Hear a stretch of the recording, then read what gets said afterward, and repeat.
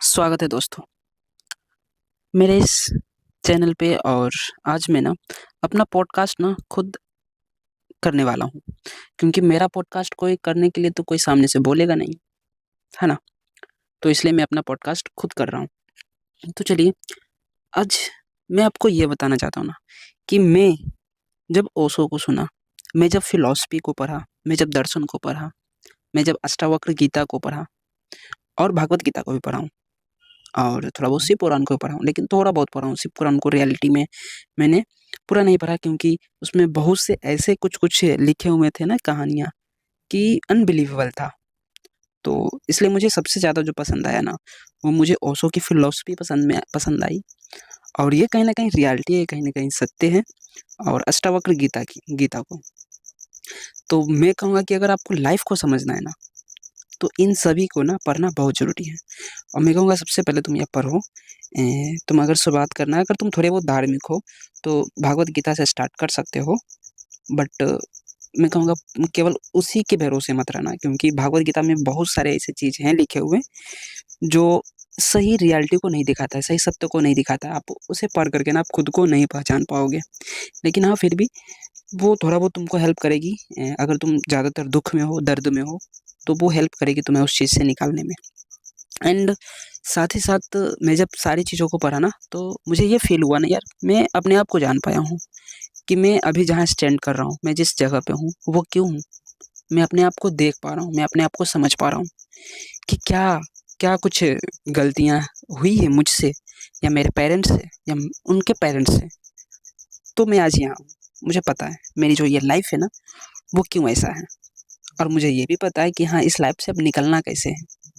बस हाँ, थोड़े से टाइम लगेंगे और थोड़े से डिसिप्लिन चाहिए। और पता नहीं यार, डिसिप्लिन बोल देना जितना इजी है ना दोस्त, उतना उतना इजी नहीं है डिसिप्लिन को फॉलो करना।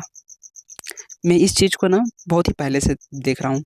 जब मैं क्लास 11th में था, तो ना जाने मैंने 11th में 10th में जब मैं था, तो ना जाने मैंने कितना रूटीन बनाया, मैंने कितना डिसिप्लिन को बनाया। और कुछ दिन तक उसे फॉलो किया, देन उसके बाद उसे फिर फाड़ करके फेंक दिया। यानी डिसिप्लिन पूरी तरह से फॉलो नहीं होता है। तो ओशो यही कहते हैं यार, कि तुम अपने आप को ना किसी नियम में मत बांधो, तुम किसी समाज के गुलाम मत बनो, तुम किसी के बातों को फॉलो मत करो। तुम्हारे अंदर से जो हो रहा है ना, तुम उस चीज़ को फॉलो करो।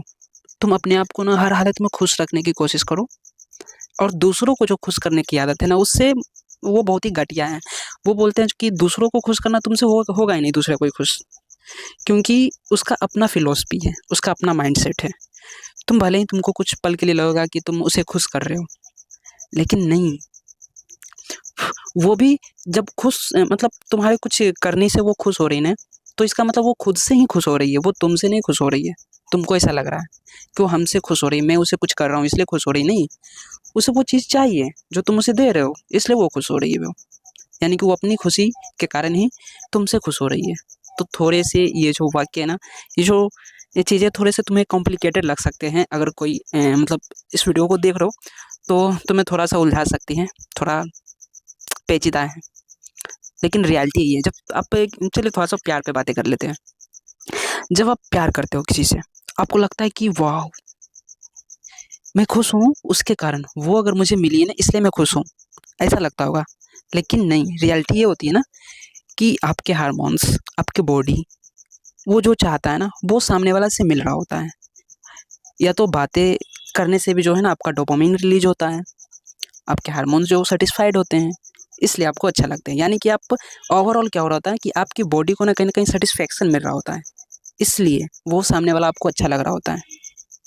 समझ रहे हैं ना। यानी कि आप खुद से ही प्यार करें। बॉडी जो है ना, ये जो नेचर है ना, ये नेचर हमेशा ये सिखाता है ना कि आप खुद के लिए ही, आप खुद का ही बेटर वर्जन मतलब क्रिएट करना चाहते हो, कि मैं किसी तरह से खुश रहूँ। और ये तभी होगा यार, ये फेक वाली बातों में मत रहना कि मैं उसके कारण से खुश हो रहा हूँ या वो मुझे अच्छा लग रहा है। नहीं, सब फालतू की बातें हैं। समझ रहे हो ना।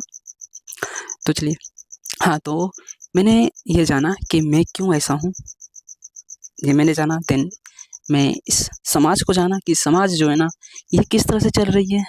पॉलिटिक्स को जाना, वो किस तरह से चल रही है। एंड ओवरऑल कहीं ना कहीं मैंने ना हाँ, कोई व्यक्ति जो है ना परफेक्ट नहीं हो सकता, ये तो सब कोई जानता है कि मैं 100% सभी को नहीं जान सकता हूँ। हो सकता है मैं अभी भी लर्नर हूँ, मैं अभी भी लोगों को सीख रहा हूँ। लेकिन हाँ, मेरे सामने जो भी लोग आते हैं ना, तो मैं उनकी बातों से, उनके विचारों से, उनकी थिंकिंग से जो है ना, मैं उन्हें आधा-आधी जो है ना, मतलब समझो कि मैं उन्हें 90% ना जज कर लेता हूँ कि वो कैसा है। बाकी उनकी बातों से प्रॉपर पता चल जाता है कि वो कैसे हैं। तो जब आप ओशो की फ़िलॉसफ़ी को पढ़ोगे ना, तो आप समझ पाओगे। सामने वाले को भी समझ जाओगे कि वो क्या चाहता है आपसे। आप नेगेटिव लोगों से ना, आप फेक लोगों से ना आप बच जाओगे। आप बहुत सारे डार्क साइकोलॉजी होते हैं, जो भी पढ़ना बहुत ज़रूरी होता है। और मेरा सबसे ज़्यादा अगर फ़ेवरेट अगर डार्क साइकोलॉजी है ना, तो वो है एक love bombing and then deformation and manifestation. बहुत सारे डार्क साइकोलॉजी है जिसे जिसे मैंने पढ़ा है, और इसे पढ़ने के बाद ना मैं बहुत कुछ सीखा हूँ। तो ये थी मेरी पॉडकास्ट, कैसी लगी आपको? रुक जाइए, थोड़े-से और कुछ बताने हैं। उम, फैमिली, पेरेंट्स तो बता ही दिया। लगभग बता दिया। चलिए, मिलते हैं नेक्स्ट वीडियो में। ओके।